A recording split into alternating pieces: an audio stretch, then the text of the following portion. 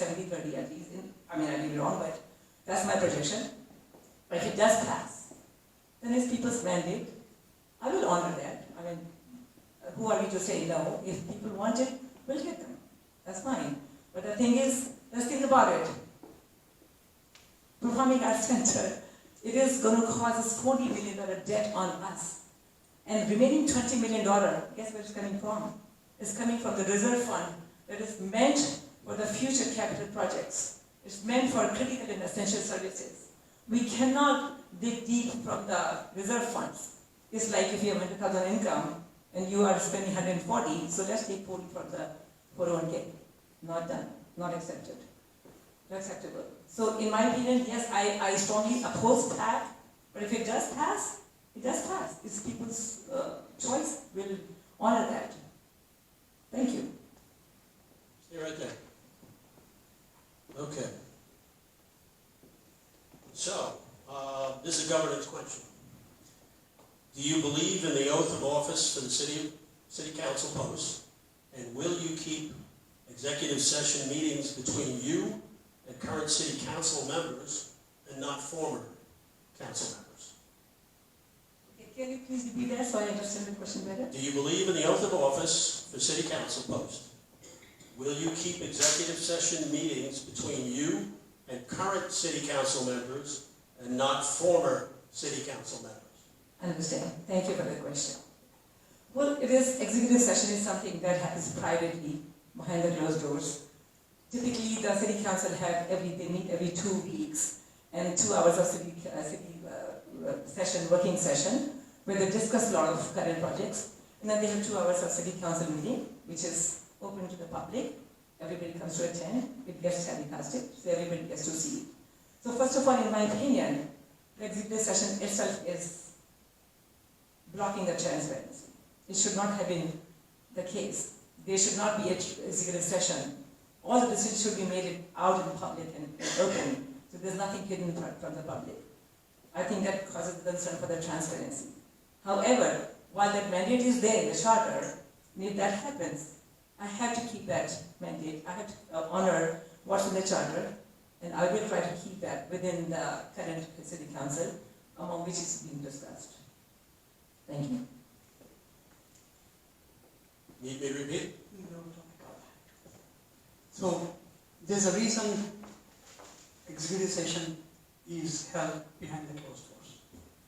So there are some discussions and decisions as an elected officials we have to make behind the closed doors to make sure that some information is definitely held during the negotiations or anything related to land, personnel. So we have to discuss in the closed door, and it is needed. Executive session is definitely needed, and all the discussions that happen in there should stay there. If it is coming out, it's against the ethics, and it should never happen. And I honor that oath, and for the last 4 years I've been abiding by that, and I definitely support that. Thank you.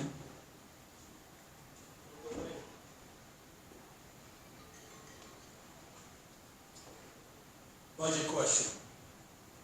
City recently adopted fiscal year 2026 budget and set a lower millage rate. How would you balance maintaining current services and infrastructure while controlling taxes? Are there services you think are overfunded or underfunded? Again, your question, Dominic, it's not lower millage rate, it's a rollback rate. Rollback rate is not a lower millage rate.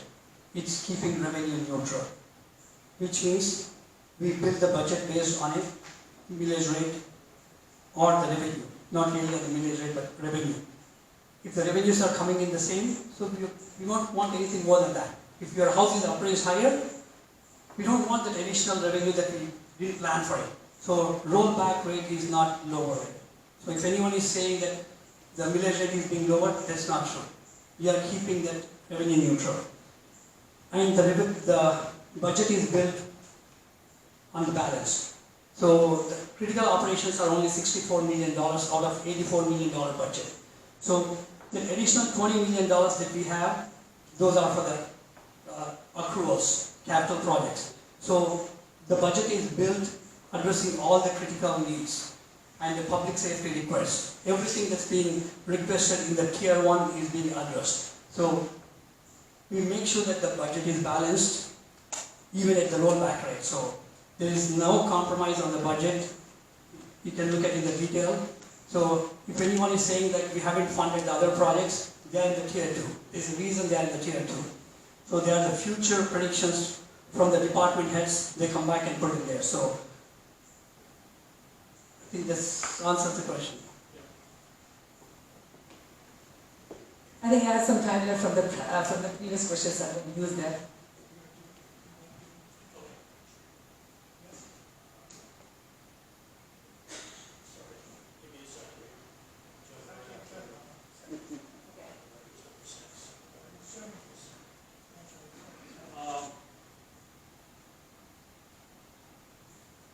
Forgive me.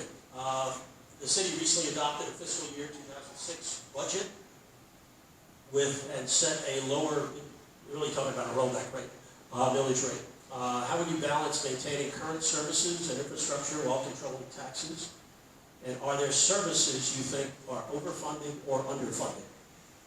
So we are answering the current question basically, right? I don't have time left. Okay. No problem. I can utilize that. I can answer that question. So there's only 2 or 3 situations where we roll back the millage rate. When we have debts which are fully funded, fully paid, when all our critical services are covered and paid for, and when all our unfinished capital projects are done. That's the only time we roll back the budget, the rates. We have rolled back the millage rate. Just, it's interesting, only a few months ago, only a few weeks ago, before the elections. So I see a different kind of agenda behind it. We have lots of debts on city. We are collecting now less revenues. So first of all, we are creating the future revenue to show to balance the budget. And secondly, we are crowding out, because we are collecting less revenues, we are crowding out a lot of important critical safety issues. And it's very clear in the page number 94, page 94 of 122 in the 2026 budget, the police chief requested to fund for $5.4 million requirements on replacing the fire trucks and hiring the cadets and their vehicles. It has been completely rejected by a few of the members, city council members, including my opponent. So I do not approve, I do not understand how they are able to reduce the budget because they are rolled back the millage rate, because also they are crowding out the important critical safety essentials, which is absolutely a bad idea. Thank you. This is one of those 3-part questions. Always make it easy. You only have 20 minutes, no, 2 minutes. What are the top 3 things you want to tackle if elected? And then it says, if it is broken, how are you going to fix it? And then, if it's not broken, how do you want to improve upon it? Top 3 things, okay. First of all, public safety number 1. I reiterate, public safety is not a talking point. It is a basic foundation of any community. I will, from the day 1, I'm going to start working towards funding whatever the request has been made by the police department. Are you going to believe that the police chief knows better, or the council member knows better? If he feels that there is a critical requirement is coming up, Medley is coming up, 2,000 people more people will be living there, a lot of teenagers, a lot of activities will happen in Medley, crime is bound to increase, so we have to have the safety features increased and added. So I'm going to go ahead and fund for the public safety. Secondly, I will make sure that infrastructure, all the T-plots amount, we aggressively follow the T-plot projects and they all get finished in time. And thirdly, we have a lot of unfinished, we have about 40 unfinished capital projects sitting there waiting to be funded. If we have enough money left, I will go ahead and first fund for those parks and recreation and a lot of projects so they get finished so that we do not have any unfunded liabilities. Those are three things I will do first. And what is the second and third question? I think I've answered those. If it's broken, how do you go in to fix it? And if it's not broken, how do you improve on it?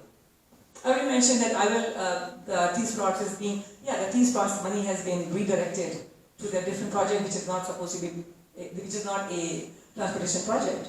For example, we know there is a demand to improvement, the road improvement on the Nesbitt Ferry and Brambilla. That has not been completed, but that money has been directed to the boardwalk project. So I cannot undo that, but I will make sure going forward as a city council, I do not allow that misappropriation of the fund. Thank you. Dilip, you need me to repeat? I guess I got that. Yeah, okay. So basically, what are the three top things you want to tackle if elected? And then, if it is broken, how do you going to fix it? And if it is not broken, how do you want to improve upon it? The three things. The public safety. We are the safest city. So I want to make sure that we continue on that and build upon. So, like my opponent said, whatever police chief asked, we funded it. They are looking at like a 40. In the tier 2, tier 3, those are not the important ones. So we funded everything in there. So I'll make sure public safety is the one. And next, smart and balanced growth. The town center. We want to make sure that we have a vibrant town center. So we will work on making sure that we have a balanced and smart growth within the town center. Third one, the parks. Parks and recreation. So we want to make sure that the needs, like as per the parks plan, there are few aspects in that we are addressing. So we address the makerspace and robotics and a few other aspects. So we'll make sure that it's being addressed. So anything that's not broken, we are the #1 city. So whatever we have been doing is working. So we want to make sure, continue and build on that. And financials. We want to make sure that we build upon the rollback rate. So we want to, keeping the millage rate same doesn't mean same tax, it's increase in tax. So I want to make sure that's not the case for the residents. So we don't want the residents to pay more taxes. So we always support the rollback and balanced budget. So in the budget, everything that's critical needs is funded, as I mentioned before. It's only $64 million. The other $20 million, we are still using it for accrual. So anything that's being requested is being built. With the fire stations, we have accrual. Every year we go back and put the money into that one. So everything is planned. And reserves, we have $30 million in the reserves. And our unrestricted net position is over $100 million. So we are in a good shape. Stay right there, Dilip. This is a governance question. The manner and the tone of council meetings in the past few years give an impression of a divided and polarized council. How will you remain independent and unite the divided council? In terms as a council member, we have like a mayor and 6 council members. We don't have to agree on everything. As long as we have a healthy debate and discuss on the topics and vote on the information that you have, we are fine. Yes, sometimes like we may not agree and we'll have the debate, but it's not anything beyond just a healthy debate on the council. So yes, we may not agree on the things. Doesn't mean that we have differences. So definitely we are working. If you look at it, there's a reason we are progressing. A lot of projects progressed in the last 4 years. The transportation projects and parks. Financially we are strong, the best ever in the city. So again, we always work on that one. Yes, we may not agree on everything else, but again, that's the way it should be. If we all agree on everything, we don't need 7 members in there. We definitely need to have that healthy debate, and I respect that. And again, one decision done, move on to the next one. We come back and do the exact same thing. Debate, discuss, and vote based on the information you have and the conscience. So I always support that, and I would definitely support the unified one. Again, things. Anita, the manner and the tone of the council meetings in the past few years given an impression of a divided and polarized council. How would you remain independent and unite the divided council? Ever since I've decided to get involved with the public service, I started watching a lot of city council work sessions and the city council meetings. And meeting after meeting, months after months, I noticed that everyone is 4-3, 4-3, 4-3. And only a few members are asking questions, asking for the open record, trying to get the information. But other fours, nobody's asking questions. Nobody's discussing those things. They are making the unified decisions. How is it possible that everything's 4-3? So I see there's a lack of cohesiveness and camaraderie in the city council. As a city council, I will reach out to all 7 of us. I'm going to have an open discussion with everybody. I would like to ask their opinion. I would like to give my opinion. I'll keep my mind and ear and heart open to understand their perspective, and I expect the same from them. We can have a then healthy debate among all of us, and then think about what's best for the people of the city, what's best for the Johns Creek, and make a decision based on that, not based on the personal egos and personal vendettas and agendas. So in my opinion, I will, to represent the people the best way possible, I want to keep myself available and open to discuss with everybody in the healthy way, and I want to make sure that we maintain the decorum of the city council. We are all officials, we all deserve respect from each other. So when one person is presenting a case, other person should not be making a mockery of it, or smirking, or making those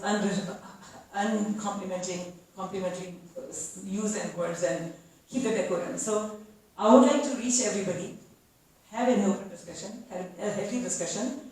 And like I said, it cannot be always a majority, right? It could be 5-2, 3-4, 5-6-1, whatever. But it has to have an open, transparent debate with everybody, where everybody got to receive the information at the same time, and not few people receive information before, and other people are just asking for the questions. Thank you so much.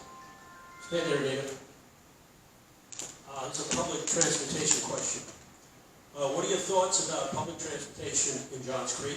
Yes or no? Would you support local bus service? Yes or no? Would you support express bus service to and from Johns Creek via the 141 corridor? Yes or no? And would you support future public rail service to Johns Creek? Well, that's a loaded question and a complex question, but I will answer that. See, we do not have a highway close to us. We have a few arteries that goes to the city. We have grown from 62 to 85. We have so many more cars on the street. And we are trying to improve the infrastructure, but still not enough yet. So we already have, our roads are already overburdened, overstressed. We already have severe traffic congestion in all the main arteries, main places.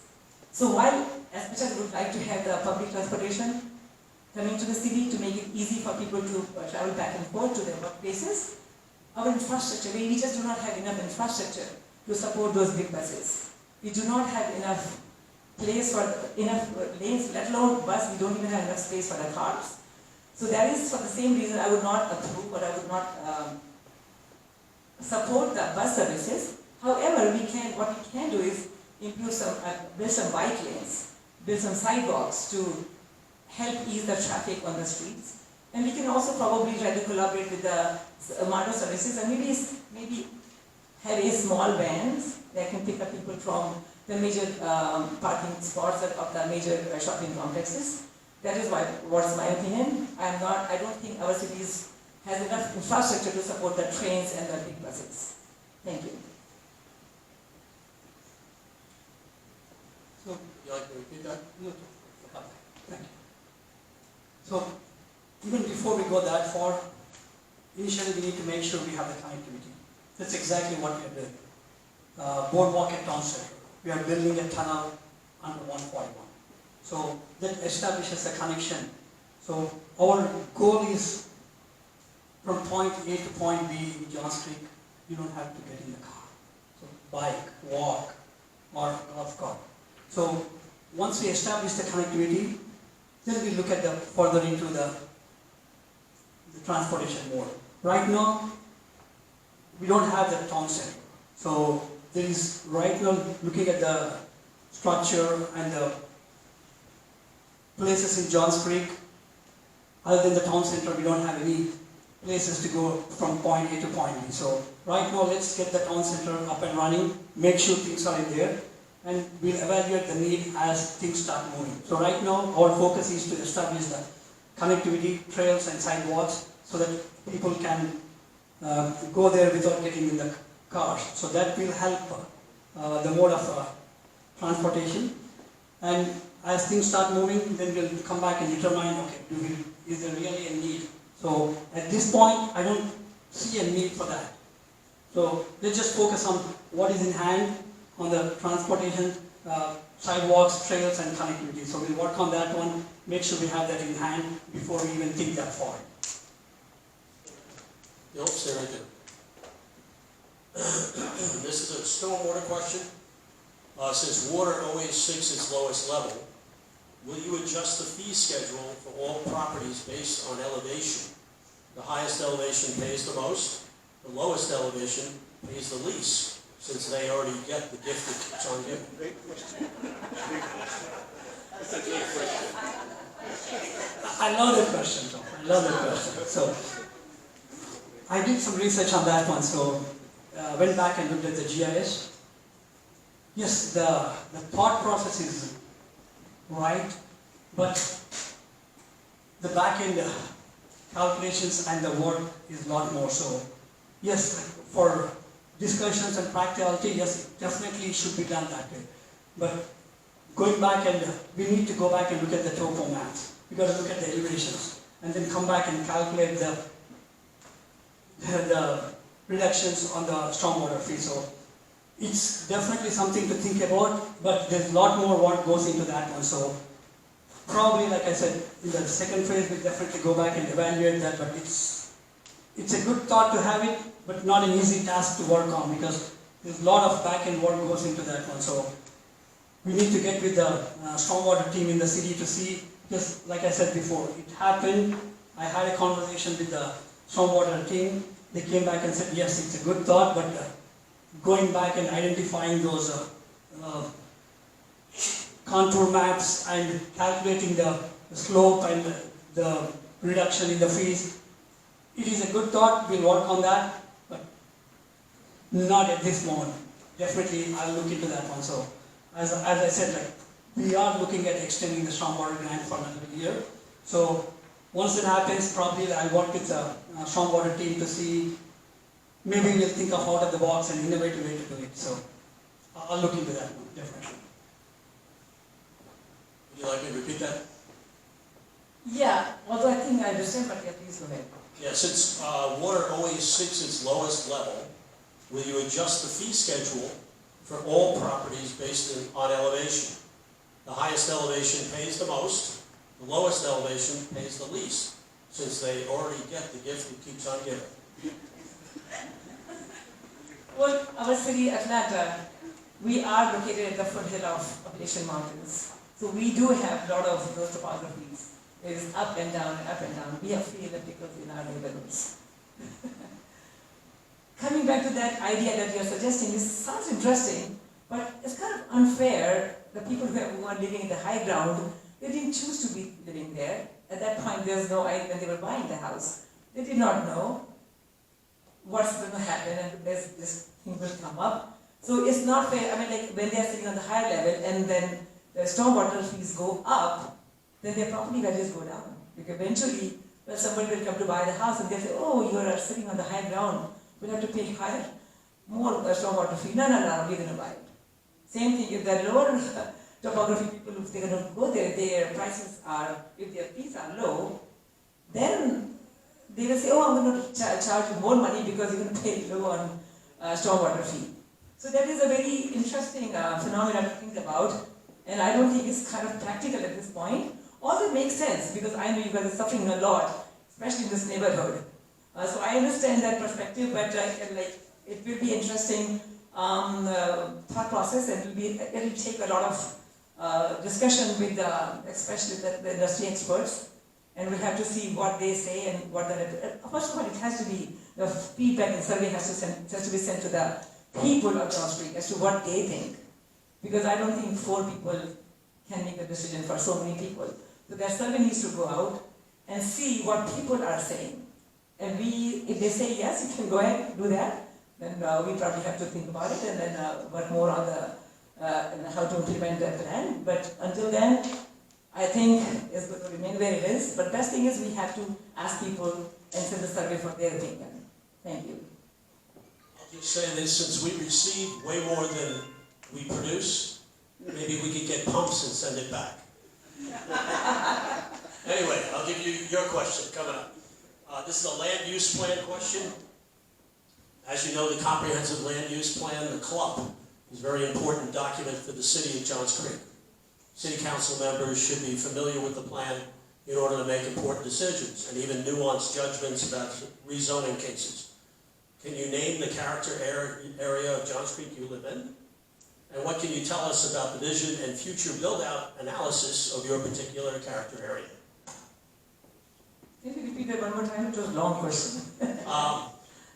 It's all about the comprehensive land use plan being a very important document for the city of Johns Creek. City council members should be familiar with the plan in order to make important decisions, even nuanced judgments about rezoning. Can you name the character area of Johns Creek you live in? And what can you tell us about the vision and future build-out analysis of your particular character area? So I live off of Old Alabama Road. It is zoned for single-family home mostly, and it's not zoned for the commercial. So we know that we cannot, there are certain areas, there are only certain areas at the intersection that are allowed for the commercial rezoning, but it's mostly the residential area zoning. And it's on the Chattahoochee Corridor River.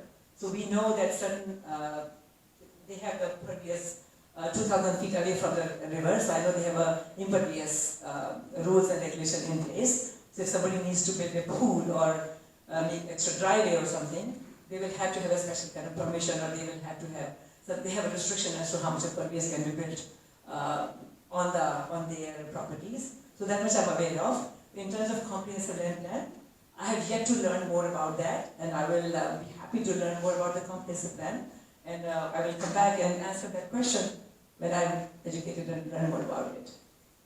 Thank you. Thank you, John. Would you like me to repeat? No. So, I'm on the border of Medlock and OC. So, pretty much these areas are 100% built out. So we don't have any available land other than the small parcels. So, based on the comprehensive plan, we identified few nodes in the area. So if you look back, about 2 years back, we had that revitalization plan for the 141 and Medlock intersection in the Regal complex. So there are some areas that we want to go back and look to see, okay, how can we activate those nodes at those intersections? So some of those nodes, like when we activate, it helps the small business owners, so increase the foot traffic. So like placemaking. So within those areas, we will make sure that we adhere to the comprehensive plan, and the revitalization plan that we put in there, it was going to come back and tweak few things. So the city staff went back, reached out to all the business owners and residents in the intersection to make sure that, okay, if there's any changes need to be done, they want to make sure they get the buy-in from all those people. So yes, we will stick to the comprehensive plan in the character area based on the density or zoning category. So yes, we are identifying few nodes, like again, State Bridge and the Kimball Bridge. There's another node that we are evaluating, and Sergeant Road and Jones Bridge. So a few areas that we are going back and identifying to see, okay, what can we do to revitalize them, to make sure that the city is helping the business owners to see the partnership. So yes, definitely I'll stick to the comprehensive plan, but we'll go back and make sure that those nodes that's been identified in the comp plan are addressed, and see what city can do on those areas with the input from the business owners and the residents. Thank you.